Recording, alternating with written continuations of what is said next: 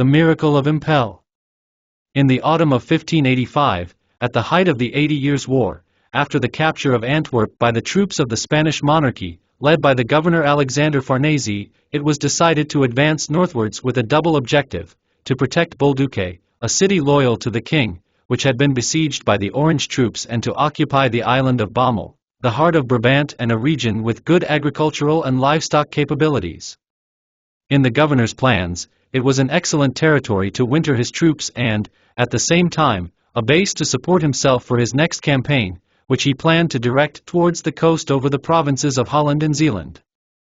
The regiment of the Field Master Francisco de Bobadilla, created in June 1580 in the Castilian city of Zamora, had distinguished himself in the war for the succession of the Kingdom of Portugal.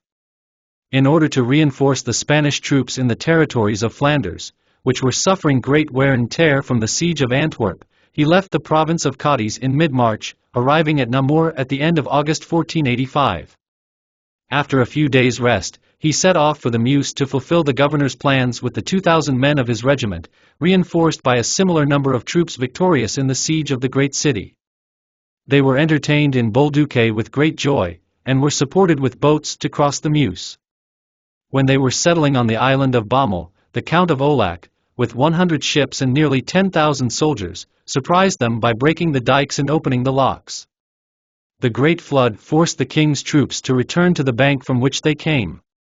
But, to make matters worse, the Orangemen had also destroyed the dikes that channeled that bank of the river, upstream.